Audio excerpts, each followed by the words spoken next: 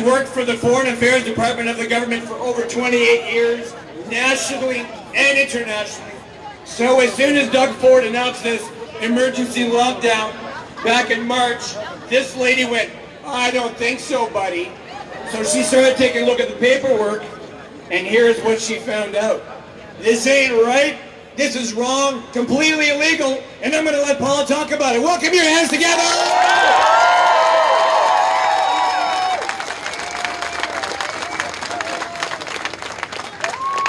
Wow, I don't know how to follow up with that. Okay, yeah, so here's the truth. Here's one little bit of truth that I'll just tell you right off the bat. Okay, thank you. Hi. I'm a low talker. So, in terms of the vaccine, did you know that it actually requires your consent? It requires your consent under Section 10 of the Healthcare Consent Act. So you have a right to say, "I do not consent." I do not consent. That's it. That's all you have to say. I do not consent. I do not consent. I do not consent. I do not consent. I do not consent. I do not consent. I do not consent. I do not consent. I do not consent. I do not consent. I do not consent. That was awesome. Okay, so who am I? I'm just a little girl from Parry Sound, Ontario. And yes, I used to work for the government, that's all good. But I'm somebody that's paying attention. And I'm only paying attention a little late because I'm like the rest of you. We have all been distracted. We've been distracted by fear, by stress, by arguing with people, our friends, our family, with discrimination by the stores. You know what that does? When you have all that level of stress, you cannot think properly. That's right. So, what I'm about to tell you is, well, first of all, there's a whole bunch of us that got together and we decided to call ourselves Stand Up Canada. Stand Up Canada!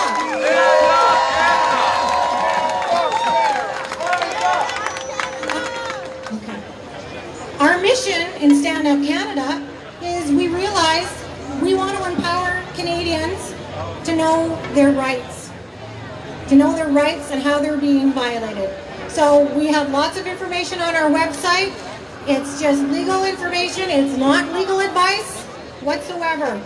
We are just a bunch of concerned Canadians for Canadians. That's it. So here's the truth that I came here to talk to you about today. Okay, because it's a little shocking if you haven't been paying attention. And again, we haven't all been. On March the 17th, 2020, our Premier Doug Ford declared Ontario in a state of emergency.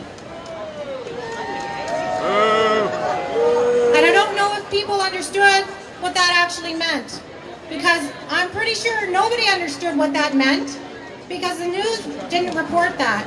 The news didn't really report it the way that it's the factual information, the truth about that. So at that time in Ontario, you just tell me, how many deaths were there in Ontario? Does anybody know? On March 17th, there was one death in Ontario. And there was one death in British Columbia on March the 9th. So, you know what I did back then? I pulled up the legislation, because that's what I was trained to do in the government. You pull up the legislation and you say, all right, does it meet the terms and conditions of the legislation? And so that's what I did.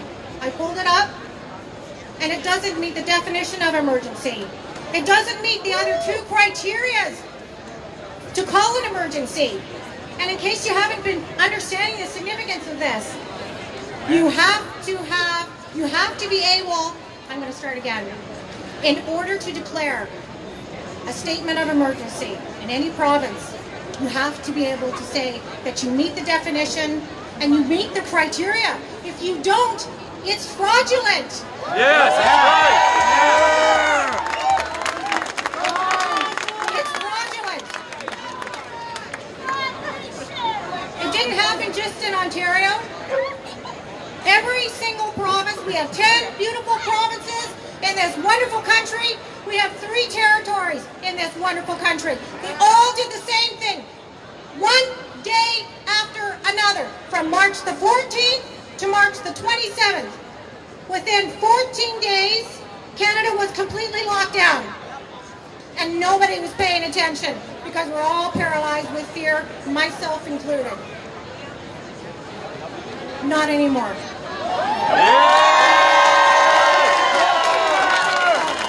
Not anymore. Rise up! Rise up! Rise up! Rise up! Rise up! Rise up! Rise up! Rise up! I want to show you this piece of paper here. It's a 16-page document. In Ontario, this is what is keeping everybody prisoner. This is the Emergency Management Civil Protection Act. I want everybody to go home and look it up, or it's on our website, standupcanada.ca. This is a piece of paper with black ink. That's it. It has no meaning except for the meaning that we give it. We are already free, baby. Yes, we are! Freedom is our birthright. It has been given to us from our Creator. You call it God, whatever you want to call it. It is not a piece of paper. It is not from any other man or woman telling us that they control our freedom. Hell no! Hell no! Hell no! Hell no! Hell no! Hell no! Hell no! Hell no! So I'm just letting you all know, you don't need to ask anybody's permission for freedom. I'm already free. I'm pretty sure you all think that you're free too. You just need to believe that you're free. Freedom! Freedom! Freedom! Freedom! Freedom! I want to close with a quote from our beautiful French-Canadian brothers and sisters that I learned from them when they came to Ottawa on July 1st. And it's better in their French language, so I don't know if anybody wants to translate, but it basically says, I want to get it right. Oh, okay. I would rather live on my feet. No, sorry. I would rather die on my feet than I would die on my knees, than live on my knees. Try it again.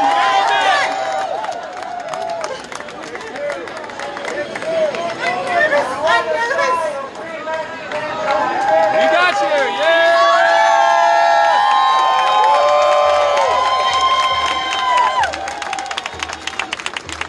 Sorry, guys. This is stressful being here, okay? Okay. I would rather die on my feet than live on my knees.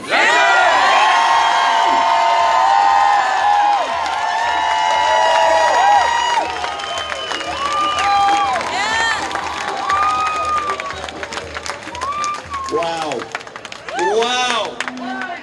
Rise up! Rise up! Rise up! Rise up! Rise up! Rise up! Rise up! Rise up! Excellent. Thank you so much, guys. Boy, I can't tell you. If you're somebody who wants to learn how to public speak, let a revolution get you up. That'll do it.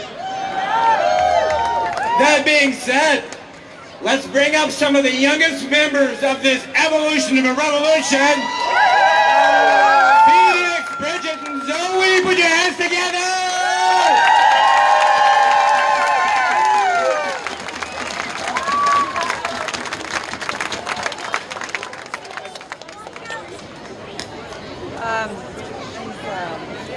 And Olivia.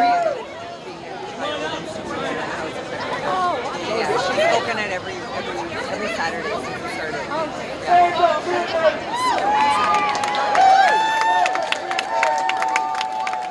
And guys, I want to make sure that Livia, L-I-I-A. Yeah. Okay, let's put a hand together for her too. Yeah! Up been kind of out of the scene a little bit because I haven't been paying too much attention because I get ready for marches and stuff.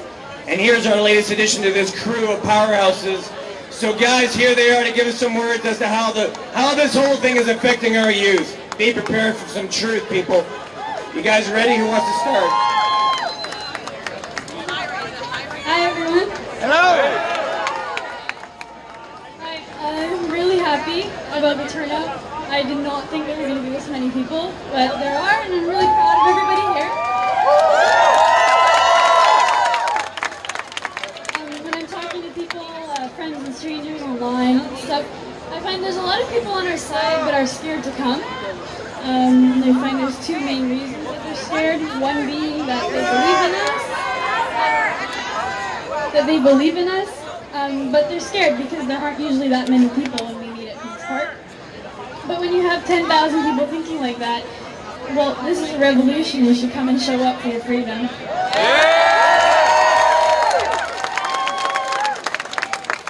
We also now have an $800 fine for social gatherings. First of all, this is not a social gathering. This is a protest for our freedom and our rights. And we're all protected. We have the right to freedom of thought. We're allowed to think what we want. We have the right to freedom of expression. We can say what we want and we can stand up for what we believe in. We have the right to public assembly. We have the right to democracy. We get a say in our government because this is our country and we are the people. We have the right to a fair and free world. And we have the right to peaceful protest. And nobody ever can take away our rights.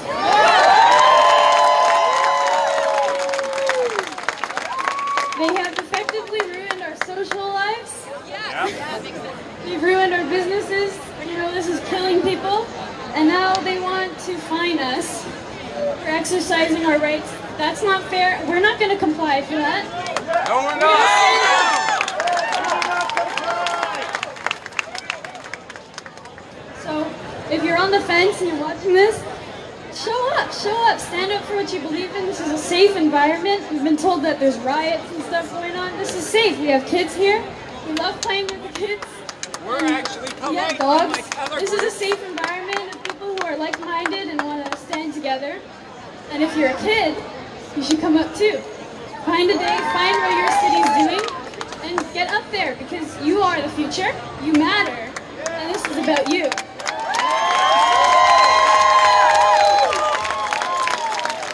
Thank you very much. Olivia?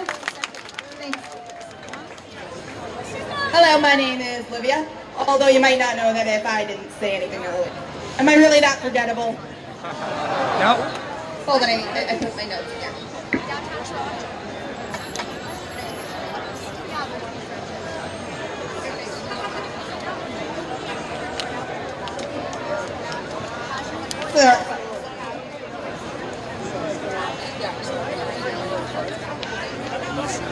Sorry.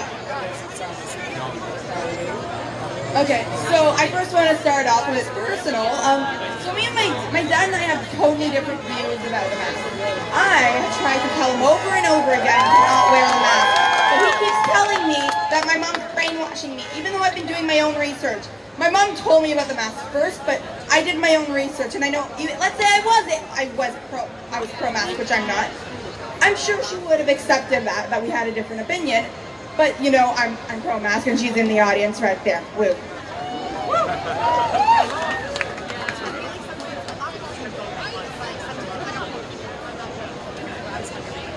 There are tons of reasons why you probably should not wear the mask. One is, it's not even good for you. I mean, it's just a piece of cloth. Bacteria can still go through it.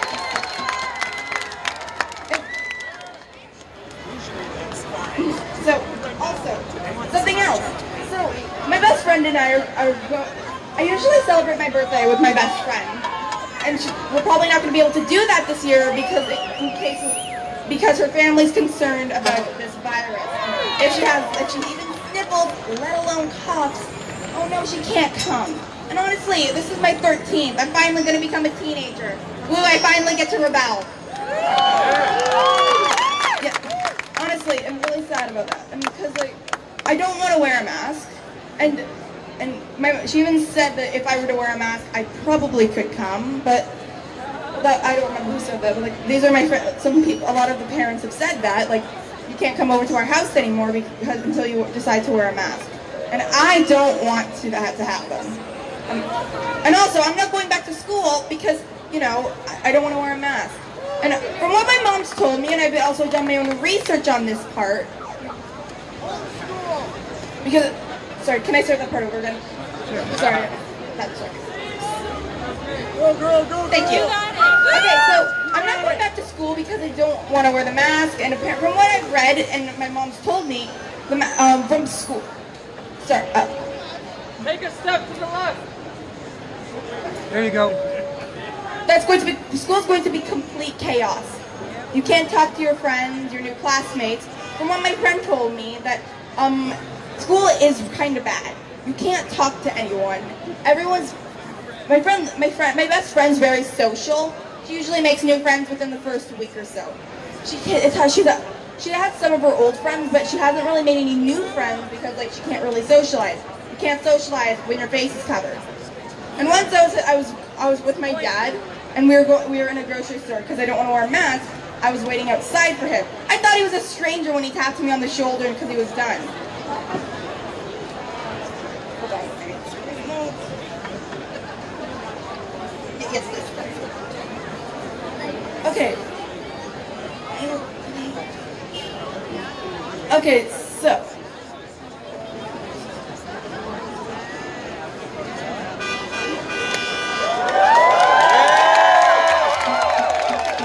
Okay, so finally, I wanted to say an experience I had where I dealt with a masker. So I was going to return something. I don't remember what I was returning. I can't remember. I did not end up returning it though. So I was going into the store, I was handed a mask, I just put it in my pocket because I was not going to wear it. So I got to the line, and so someone who was 6 feet apart from me said, "You need to wear a mask." And like, I'm annoyed at this point, but you know, I need to be polite. I told her, we're already social distancing. She said I still needed to wear a mask to protect her. And this is what I've heard from a lot of mask people, just not her specifically. What she said is, it shows respect. Because if I wear a mask, it shows that I respect you. But if you wear a mask, it shows you respect me. I'm sorry, it sounds more ridiculous when I actually say it out loud. Yeah.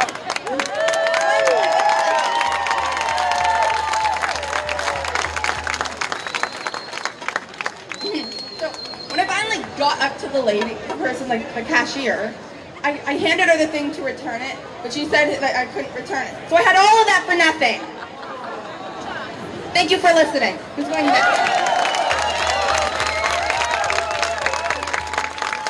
Hi everybody, I'm Phoenix. Hey, now, Phoenix.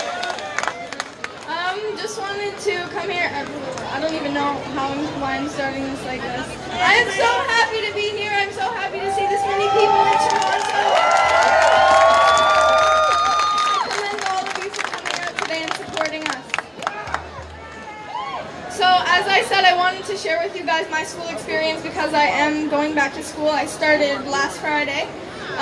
So it started off by my mom calling the principal and exempting me from wearing a mask, which it's great not to wear it.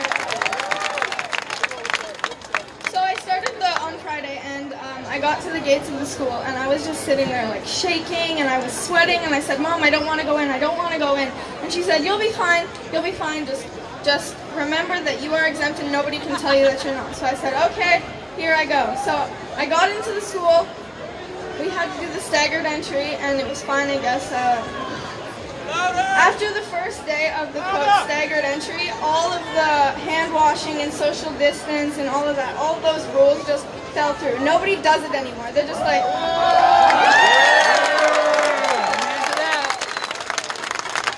So I'm starting to see that a lot more now. Also, I think with restaurants and stores and stuff, they'll say social distance, but nobody cares anymore. The time is now to stand. The time is now to fight. It's our freedom, and we are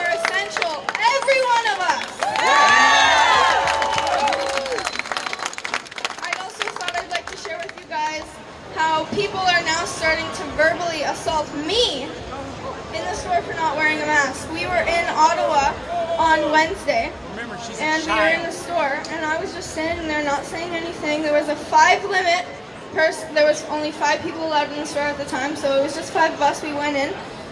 2 grown men came in, and I was standing separated from Mom and the other people that we were with, and they start going, "Why aren't you wearing a mask? Why don't you have to wear a mask? You're disgusting. I don't respect you. I hate you." That's to the point where I go, "What the heck, guys? I'm a child." This is not okay. This is really not okay. Not okay. It's really not okay, and I feel like it's happening a lot more. My mom's friend, she got assaulted, physically assaulted for not wearing a mask at a store. And it's getting this bad? Seriously? If it so goes that you wear your mask to respect me, then you can respect that I don't want to wear a mask, because I don't have to put something over my face to show respect to you.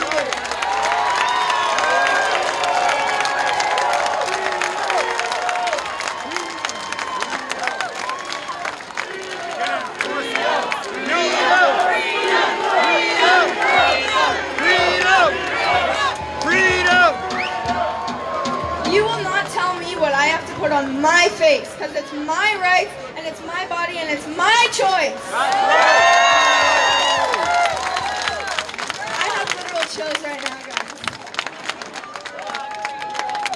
I just also wanted to share how amazing it is to see so many young faces out here, because a lot of the time I feel like I get unencouraged from not seeing teens and children, because we need to fight for our rights. We are the future. We matter too.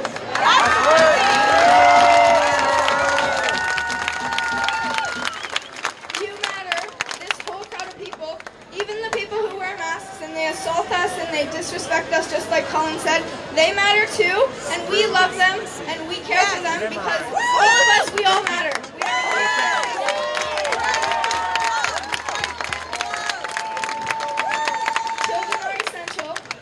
We are all not numbers. Don't muzzle us.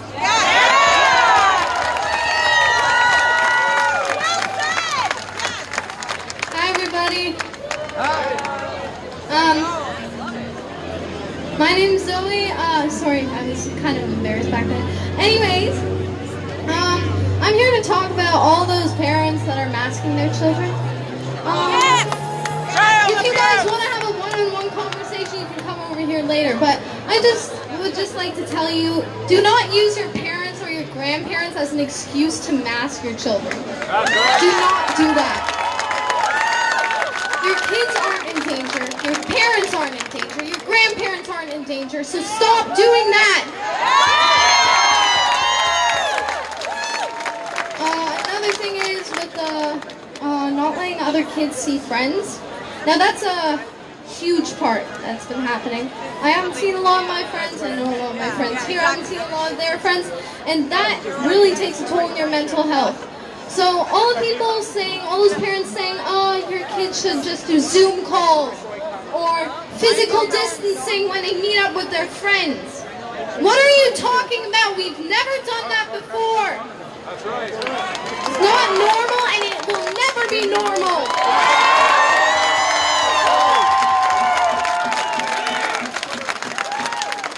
It's horrible what those parents are doing. So stop it. Your kids need to grow up normally, or else they won't be normal adults. Like Phoenix said, don't muzzle us kids, because our voices are loud, and we will not be silenced.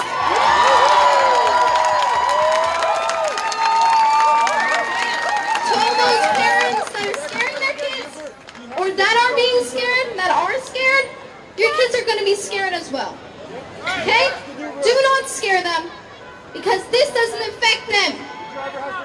This virus doesn't affect them. You need to love them. That's the most important part of being a parent. Now with that, I haven't sang in a long time. Anyways, I would like to sing a song called Zombie by the Cranberries. it reminds me of what's happening right now. So, yeah, here we go. Another head hangs lowly, child is slowly taken. The violence caused such silence, who are we mistaken? But you see, it's not me, it's not my family.